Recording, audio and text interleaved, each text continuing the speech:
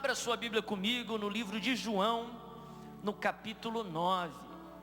Livro de João, no capítulo 9, versículo 1. Eu não vou demorar, mas eu creio que Deus te trouxe aqui nessa noite para responder o seu pedido, para que você tenha uma experiência não com o natural, mas com o sobrenatural que vem dele, em nome de Jesus. Amém? Quantos creem que quando você passar no corredor nessa noite, você vai experimentar uma virada de Deus na sua vida? Quem crê diz aleluia. Amém? Nós falamos aqui do Betel, falamos do encontro, e todos eles, eu garanto que as pessoas que foram nele, não voltaram da mesma maneira que foram. Sabe por quê? Porque aonde a presença de Deus está, aonde o poder de Deus é manifesto, uma virada acontece. A sua vida muda, em nome de Jesus. João no capítulo 9, versículo 1 ao 6, ao 7, quem abriu diz amém. A palavra de Deus diz assim: ao passar Jesus viu um cego de nascença. Seus discípulos lhe perguntaram: mestre, quem pecou, esse homem ou os seus pais, para que ele nascesse cego? Disse Jesus: nem ele nem seus pais pecaram, mas isso aconteceu para que a obra de Deus se manifestasse na vida dele. Enquanto é dia, precisamos realizar a obra daquele que me enviou. A noite se aproxima quando ninguém pode trabalhar. Enquanto estou no mundo, sou a luz do mundo. Tendo dito isso, cuspiu no chão, misturou terra com saliva e aplicou-a aos olhos do homem. Então lhe disse: vá lavar-se no tanque de Siloé, que significa enviado. E o homem foi, lavou-se e voltou o quê? Presta bem atenção aqui, meu querido. É muito interessante os métodos de Deus. É muito interessante a maneira que ele trabalha, a maneira que ele faz, a maneira que ele cura, a maneira que ele responde. Nessa passagem nós aprendemos que Deus ele não usa aquilo que é convencional para os religiosos, para efetuar um milagre, para agir na terra. Porque Deus ele não deve satisfação para o homem. O religioso ele tenta com métodos que deram certo no passado, reinventar através do esforço humano, sem o poder de Deus, atrair aquela mesma manifestação, aquele mesmo milagre. Mas Jesus, ele quando agia, ele quando curava, ele não agia conforme a pressuposição dos religiosos daquela época. Aqui nessa passagem, por duas vezes, ele foi contra aquilo que os religiosos esperavam. Primeiro, naquele tempo, naquela sociedade, a religiosidade que vinha ali da tradição judaica daquele momento, eles tentavam racionalizar, naturalmente falando, a verdade da palavra de Deus. Então eles tinham já uma pressuposição que coisas ruins só aconteciam com pessoas ruins. Se algo ruim aconteceu, é porque alguém tinha feito alguma coisa ruim. E eles pensavam, eles afirmavam na sua tradição, na sua religiosidade, que coisas boas aconteciam só com coisas boas, com pessoas boas, perdão. Eles não conseguiam entender a realidade do mundo aí fora, e faziam julgamentos e pré-julgamentos sobre pessoas e situações. Eles racionalizavam aquilo que acontecia, eles não entendiam que coisas ruins acontecem também com pessoas boas, e coisas boas acontecem com pessoas ruins. A Bíblia nos ensina que a chuva cai sobre justo e injusto, não há distinção, as coisas acontecem. E a Bíblia fala que quando eles vão Jesus com essa indagação, com esse pré-julgamento, com essa pressuposição, Jesus anula na hora. Ele não dá uma justificação, ele não dá uma explicação, pelo contrário, ele fala do seu propósito e ele fala que ele quer trazer uma solução. Ele fala, nem a mãe nem o pai pecou, mas isso aconteceu para que a glória de Deus fosse manifesta. Segundo, Jesus, em vez de fazer uma cura, que naturalmente falando era convencional, ele foge de todas as expectativas religiosas, ele gospe no chão, ele faz um lodo com a sua saliva, coloca sobre os olhos daquele cego e manda ele lavar no tanque de Siloé, que significa enviado, que significa apostólico. Ele, além de quebrar uma pressuposição, uma tradição, que coisa ruim só acontece porque a pessoa mereceu aquilo, e ele ainda cura de uma forma nem um pouco convencional até para nós hoje, né? Se você vê alguém cuspindo no chão, você achar no mínimo nojento, e Jesus cura aquela pessoa, de uma maneira não usual, mas de uma maneira surpreendente. Sabe por quê? Porque Deus gosta de nos surpreender para cumprir o propósito dele nas nossas vidas. De onde você não espera, de onde você não tem uma expectativa que pode acontecer algo, Deus vem com a sua fidelidade, com a sua graça e com o seu amor e te surpreende. Eu creio que até o final dessa semana Deus vai te surpreender. Nessa noite a sua expectativa pode ser grande para passar no corredor, mas Ele vai fazer infinitamente mais para te surpreender, em nome de Jesus. Mas com essa passagem nós aprendemos algumas lições. Quando Jesus foi curar aquela pessoa, Ele não só curou, como Ele nos ensinou uma mensagem, nos ensinou princípios de como viver, não só um milagre, mas como viver a plenitude da vida cristã, a plenitude dos milagres de Deus nas nossas vidas. Eu quero compartilhar 2 rapidamente, nos próximos 10 minutos, presta bem atenção.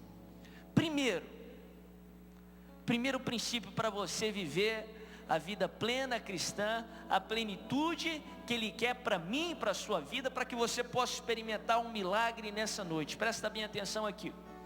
Não se apoie no seu próprio entendimento. Não se apoie no seu próprio entendimento. Presta bem atenção aqui, queridos. É muito presunçoso para a mente humana que é limitada, a mente humana que é finita, tentar entender a mente de Deus, que não é natural, ela é sobrenatural, que não é limitada, ela é ilimitada, que não é finita, ela é infinita. A mente humana natural, ela não consegue entender a mente de Deus. A mente humana que é natural, entende as coisas naturais, não consegue compreender a mente de Deus, as coisas sobrenaturais, as coisas do Senhor. Não tem como. A Bíblia é bem clara em nos ensinar isso. Provérbios 4, no versículo 5, se eu não estou enganado, a Bíblia fala: confie no Senhor de todo o coração e não se apoie no seu próprio entendimento, ou não te estribes no teu próprio o quê? Entendimento. Porque se você com a mente natural tentar compreender as coisas sobrenaturais, você vai entrar em parafuso, você não vai conseguir entender.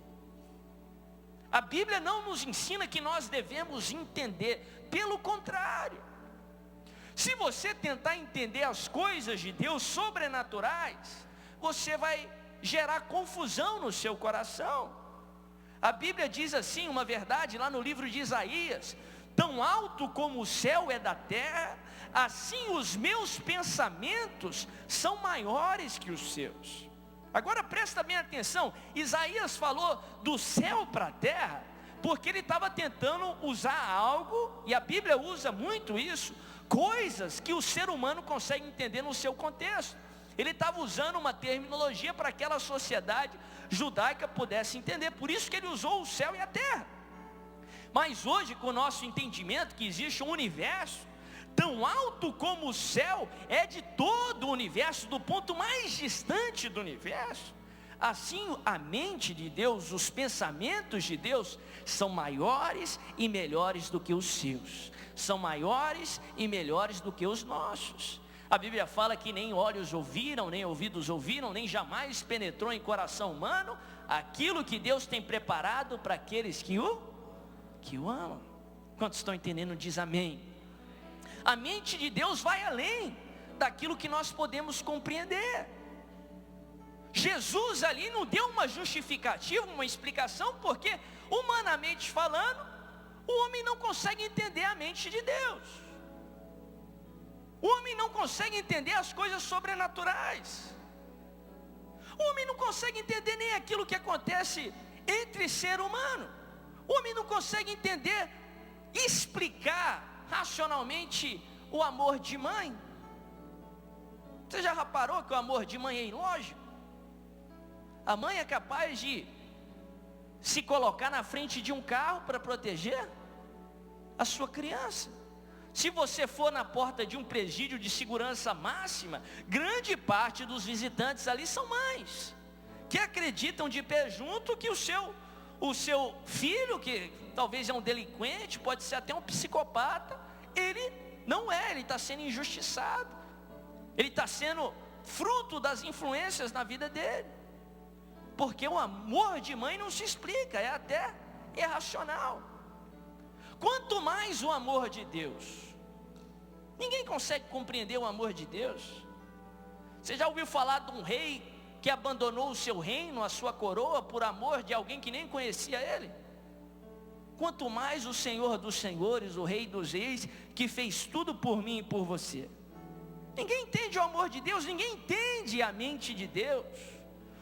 Quem for tentar entender acaba entrando em parafuso, acaba gerando confusão e minando a sua fé. Deus não falou que você deveria entender. 2 Coríntios no capítulo 10, a Bíblia nos ensina que a nossa arma não é contra a carne e o sangue. E o apóstolo Paulo continua escrevendo e descrevendo como é que é a nossa luta. Ele começa a dizer que a nossa arma é espiritual, para anular todos os argumentos que se levantam contra o conhecimento de Deus, levando cativo a nossa mente, os nossos pensamentos, à obediência de quem? Fala comigo, de Cristo. Fala mais forte, fala de Cristo. Fala de Cristo Jesus. Você tem que tomar o seu pensamento, o seu entendimento e levar ele cativo à obediência de Cristo Jesus. Deus te deu um entendimento, Deus te deu o seu raciocínio. Isso é fruto de ser criado à imagem e semelhança de Deus, para que você possa entender as coisas naturais, para que você possa tomar decisão. Deus te deu algo que ninguém pode te tirar, que é a sua liberdade de escolha, o seu livre-arbítrio. Mas não tenta entender com a mente natural as coisas sobrenaturais. Presta bem atenção aqui, queridos. Só porque você não entende algo, não significa que você não possa experimentar aquilo que aquele algo traz. Só porque você não entende um princípio, uma lei, algo sobrenatural, não quer dizer que você não pode experimentar os benefícios daquela lei. Vou te dar um exemplo claro. Só porque você não entende a lei da gravidade, por exemplo, eu não entendo na íntegra a lei da gravidade, aqueles cálculos ali, aquelas leis newtonianas. Depois vem outras pessoas, Einstein coloca em xeque a lei de Newton, muito complicado. Em suma, eu não entendo, você não entende, e de fato ninguém entende na verdade a lei da gravidade, porque ninguém conseguiu explicar 100% aquilo que a lei da gravidade é. São todas teorias. Mas só porque eu, você e ninguém entende 100% a lei da gravidade, não quer dizer que a lei da gravidade não exerce força sobre mim. não quer dizer que eu não experimento o resultado da lei da gravidade. Se eu pular aqui do altar no chão, o que vai acontecer? Eu já falei, se eu pular eu vou cair no... Fala comigo, chão. Quem está entendendo diz aleluia. Eu vou chegar em algo com isso. Só porque eu não entendo essa lei natural, não quer dizer que eu não posso experimentar os benefícios dela. Só porque eu não entendo uma lei espiritual, que também foi criada por Deus como a lei natural, não significa que eu não possa experimentar os benefícios dela. Eu não entendo o porquê da cruz. Eu não entendo o porquê do deserto. A mente humana não consegue entender que na cruz o projeto de Deus foi realizado e depois da cruz tem uma ressurreição. A mente humana não consegue entender que depois do deserto tinha Canaã, a terra prometida. E de fato a mente humana não precisa entender. Você está num deserto, você está numa cruz, o que você tem que fazer? Mesmo que eu não entenda, eu sei que o meu Deus sabe tudo o que Ele faz. Eu vou confiar em Deus de todo o meu coração. Eu não vou apoiar no meu próprio entendimento, porque eu sei que Ele vai se levantar. E ainda que eu não tenha uma explicação, Ele vai trazer a solução e a resposta para o meu problema. Ele não está interessado em explicar, Ele está interessado em resolver. Quem pecou para que o filho nascesse cego? O que foi que aconteceu? Qual que é a lógica nisso? Jesus falou, nem ele, nem o pai, nem a mãe pecou, mas isso aconteceu porque eu tenho um propósito para essa situação. O seu problema não aconteceu sem razão. Deus tem um propósito para esse problema. E o propósito de Deus não é para fazer com que você morra cego. O propósito de Deus não é para fazer com que você morra na cruz. O propósito de Deus não é para fazer com que o deserto seja seu fim.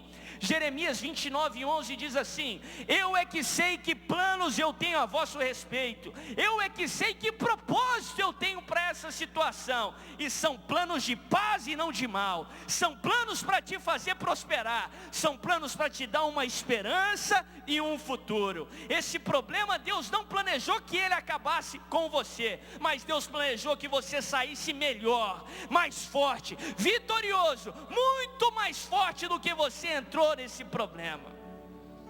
Quantos estão entendendo? Diz aleluia. Fala comigo, Deus tem um propósito. Fala para o seu irmão, Deus tem um propósito. A Bíblia fala que Jesus diz assim: isso aconteceu para que se manifestasse a glória de Deus. Quando você passar no corredor nessa noite, a glória de Deus vai se manifestar na sua vida. Se você está com um problema na sua vida, se você está com algo, está enfrentando uma escassez, está enfrentando um momento de fraqueza, a Bíblia nos ensina que é nas nossas fraquezas que o poder de Deus é manifesto. É quando nós somos fracos que a força do Senhor resplandece nas nossas vidas. Não para que nós continuemos do jeito que estamos, mas pelo contrário, o poder de Deus é manifesto, a glória de Deus é manifesta, para ir lá no cego e fazer com que ele veja, para ir lá no deserto e fazer brotar lá no meio do deserto mananciais de águas vivas. É para ir lá na cruz e lá no inferno onde Jesus foi e trazer vida, ressurreição da mais baixa posição, elevar você a uma posição de honra, a maior posição que Deus quer te colocar. Quantos querem que a glória se manifeste na sua vida? Fica de pé onde você está, segura bem forte na mão do seu irmão, diz assim: a glória vai se manifestar na tua vida. Segura bem forte, fecha o corredor se você pode. Pega na mão da pessoa do outro lado e diz assim: a glória de Deus vai se manifestar na tua vida hoje.